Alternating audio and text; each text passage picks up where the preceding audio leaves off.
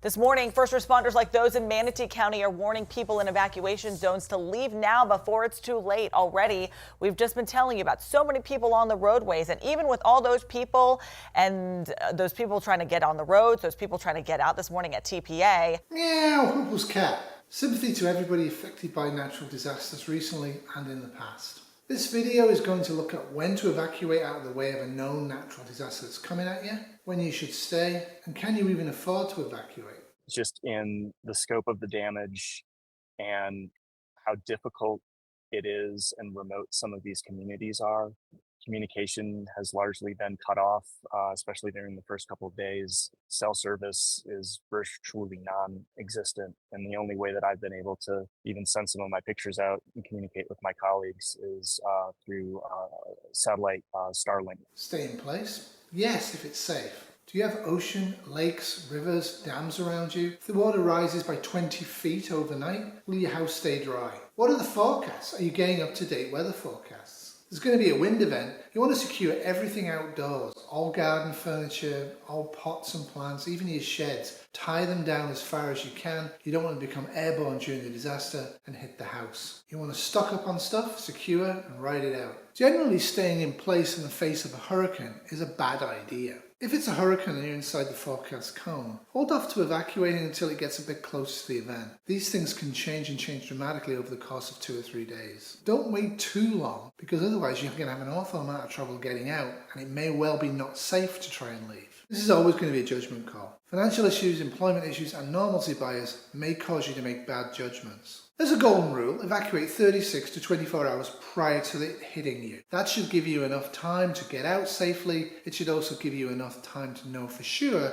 where the hurricane is going to hit. However, as human-caused climate change continues, your entire country might be inside the cone.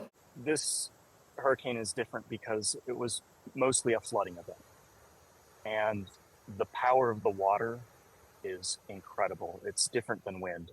It has the ability to uproot trees, it wash away buildings, buckle roads, pick up tractor trailers and move them hundreds of feet. Some of the things that I've seen the water do is just unfathomable. The effects of any weather-related disaster is going to be very local and very locally dependent. The flooding recently in North Carolina was largely due to the hurricane, but was exacerbated and made much more brutal and dangerous and killed hundreds because of the amount of rainfall that had been falling in the previous couple of months. However, you're going to expect flooding, but if you're in a good location, staying put might well be the thing to do. Be aware of the fact in a massive disaster, staying put is going to be a week or weeks or months long camping trip in hell. The first couple of days especially, I think it was just, everyone was just in shock. The devastation is, the best way to explain it is in pockets. And those pockets tend to be where there's a valley and a river and a community that's along the river. And then within those pockets, it's difficult to get to, and people just don't have the basic things that they need. Just living is a challenge. Just so many things that you take for granted. I mean, even just at night, it's striking how dark it was out here with no power. If you are going to bug out, don't bug out by boat. A harrowing rescue off Sanibel. A man and his dog stuck in the Gulf as Helene began to lash our coast.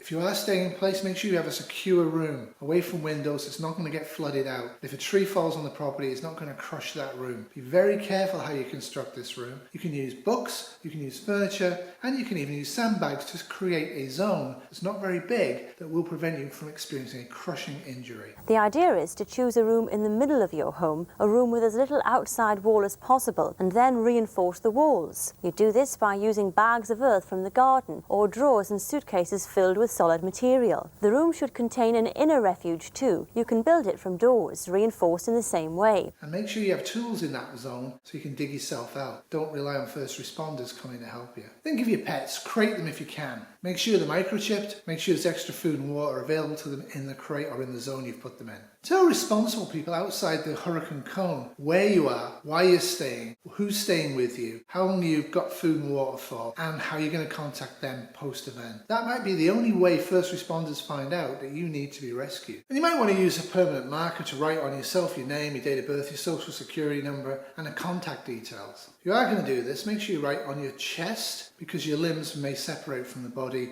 during a flood event. A dog emerged from the rubble in the aftermath of the deadly tornado. The dog's owners died in the twister. This is Lulu's sister. This is Sheba. And she was just found alive in the same pile where we found Lulu. This is what Spanish Lakes Country Club Village looked like Thursday morning after several tornadoes ripped through the community. None of these manufactured homes are livable. This is Michael, a good neighbor who helped those around him prepare, tried to convince many to leave. He walked us down to show us the destruction, and we decided our next live shot would be from this location. Moments before our hit, my photographer Brian heard the faint barking. We climbed on the debris, but the dog stopped responding. We were strangers. Then Michael started calling her name. At the time, he thought it was Benji, another Shih Tzu that lives on the street. Said Benji, who we now know is Lulu, belongs to the people who lived in this home, but did not make it. This is the moment Lulu was found seconds before our live shot. He got Benji. Oh my goodness. We took Lulu to a nearby vet. Say I got a bath. Where they gave her almost a clean bill of health. She has a good heartbeat, clear lungs, some unrelated issues like a skin infection she is now being treated for. Then we got the call. A man had seen our coverage and said Lulu belonged to his grandfather and grandfather's girlfriend, who did live in this home wiped away by the tornado and are confirmed to be victims. Lulu is 14 years old and very much loved. She was under the debris as well. This is the moment that Lulu reunited with her sibling, Sheba. Oh, look at how happy she is. That's why Lulu went there, to find her. Obviously, Lulu is very small. Sheba is much bigger. At one point, it's a horrible thought, but the family thought because she is much bigger that she was not as likely to make it out of the rubble. Obviously, she's here, she's alive, she's seemingly unharmed. The family told me that they are going to take her to the vet just to make sure that she gets a clean bill of health as well, just like Lulu here did. Obviously, the family is heartbroken about losing their grandfather, but they are at the same time just so happy that they have a piece of his heart. You should have a couple of weeks food and possibly a couple of weeks water in the house anyway, in my opinion. But if you don't, make sure you stock up well before the event. Don't stock up the day or the day before the event. Chances are the local stores will be empty of the stuff you need to weather the storm. You know, hopefully most of everybody watching has done a lot of their preparation in advance. They've gotten their supplies that they need. They know where they're going to be. It's really important that you head to the grocery store, but I can tell you, I want to show you some video and some pictures that people have sent in to us from just last night. And this is what it looks like locally. Grocery store shelves are empty, particularly bottled water, gone. The fresh bread, canned goods, all the things that you can eat that you don't need electricity for, those things are hard to find. A lot of snacks. Now, stores are restocking, and a lot of stores are planning to reopen today. We do know that most public stores, while their hours can vary depending on the location, tell us that they will be open, most of them in this area, till about 3 o'clock today. And so whatever they happen to have left or were able to restock, get out this morning. Hopefully you can get those last few items that you need. Of course, we have that listed on our website. Walmart, Target stores, also kind of watching the forecast, also planning to be open today. But of course, they may start closing down later this afternoon and this evening as well. As you know, many of them have employees that live here that also need to take shelter, hunker down for the storm. So they don't, of course, want a bunch of people on the roads as this storm takes effect. So don't just sit there, evacuate. Well, that's very easily said and done. Did you know traveling with a pet can be frustrating? Just hours before Milton made landfall, Florida Highway Patrol rescued an abandoned dog. Listen to this. Tied to a fence on the side of a highway. I don't blame you. I don't blame you. It's okay, buddy. It's okay. It's okay, buddy. It's okay. This is just unbelievable. Video shows a state trooper approaching the visibly distressed dog.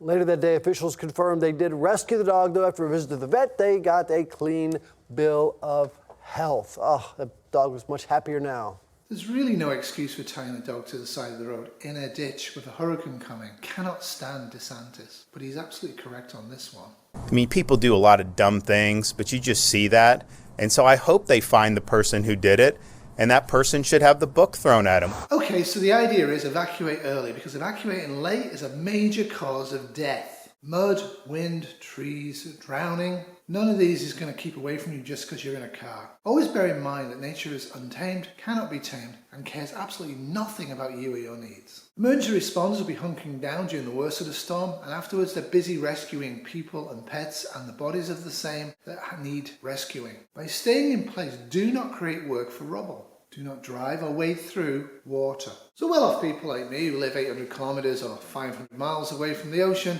are going to tell you to evacuate. But how realistic is that? Turns out it costs about $1,200 US on average as the minimum amount people have to spend when they evacuate out of hurricane areas. A lot end up spending $5,000. The difference between the two figures is largely due to hotel costs. But even $1,200 American is steep. Some places in Florida have had to pay that twice over the last 2 weeks. During any disaster, price gouging can be a problem, which is why Georgia officials are taking these allegations seriously because they want to make sure they can protect people from being ripped off. Billy Raymond Jr. is a trucker and is a frequent guest at a hotel south of Atlanta. He stays at the property several times a month, and he knows the price he normally pays. Anywhere from $130 to $145 the most. He gave Fox 5 some recent receipts. During 5 stays in August and September, he spent between $127 and $145 a night with tax. When he stayed on October 4th, a week after Hurricane Helene, it jumped to $185. Then Wednesday, another jump to $229. Management says pricing is complex and depends on market demands. Georgia's Attorney General's office says they've gotten over a dozen reports since Saturday of suspected price gouging at hotels. Hotels, gas, food, Airbnbs, everything's going to rise in price because demand is increasing. Truly, capitalism is evil. So how can you cut the cost? Because evacuating early is the preferred response. Airbnb will offer free lodgings. Facebook often have people on there offering you free stays in their places. Be aware that Airbnb only offers this via organizations. You as an individual cannot request this. There's also a registration period, and it's really kind of designed for people after the event. What you need to do is be safe during the event. So know your evacuation routes, practice them once or twice a year. They will change. Make sure you know how to get out early and safely from a hurricane. Make sure you have paper maps, flashlights, etc., etc. All of this is basic prepping stuff. You can find lots of information online about this. But the key message for me is if you are staying in place, be prepared to leave. You are still wavering and you're kind of in that last minute anxiety, seeing the forecast. You need a shelter. There are shelters open all across the Tampa Bay area and all of our counties. Of course, we have lists. This is Irwin Technical College. It is a special needs shelter. But even if you're going to a shelter, you gotta take your own basic supplies.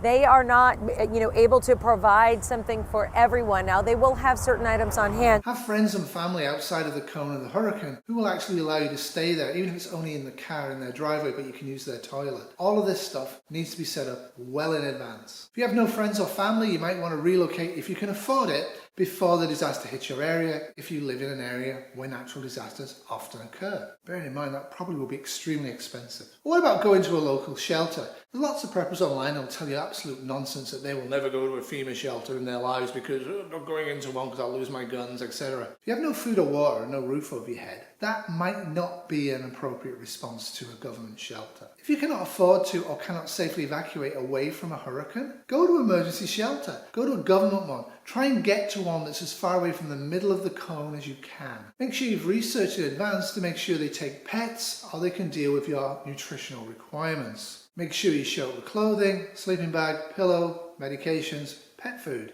etc. Use it for shelter and water. Don't expect to be using it as your house. A lot of them are only going to open the day of the storm, and I'd really like you to be sheltering a couple of days out. At least have the preparation for that so you're not trying to settle into a new place, trying to figure out the exits, etc., as a storm hits. Pick a shelter that is far away from the middle of the projected cone as possible. Strangely enough, most of these shelters only open up inside the cone. They don't open up outside the cone. If you are choosing to use a shelter, great. Make sure you're prepared to evacuate out of that shelter at a moment's notice. But just because you found yourself in a government shelter doesn't mean that government shelter is not going to fail and you'll have to evacuate very quickly out of it to save yourself. In summary, evacuate out or stay in a place that's safe, secure and well stocked. Depending on your location, you may or may not choose to evacuate. Don't use normalcy bias or historical precedents. Use your imagination. Think of the worst possible result from this particular storm and use that to decide whether to evacuate or not. If you are going to evacuate, get out 24 to 36 hours prior to the impact of the storm. Evacuate out using roads that you know. Make sure you've got gasoline and food and water and other stuff well before the 36 hours. 48 to 72 hours prior to the storm hitting, that's the time to charge all your batteries, that's the time to get extra gasoline, that's the time to hit the stores early in the morning and get food and water. If you can't afford an Airbnb or a hotel and you have no friends and family near enough, sleep in the car. Have cheap food with you. Have a small propane stove so you can cook it and make coffee. Make sure you have a tap so you can actually make the coffee outside the car, because don't use a propane stove in a house or a car.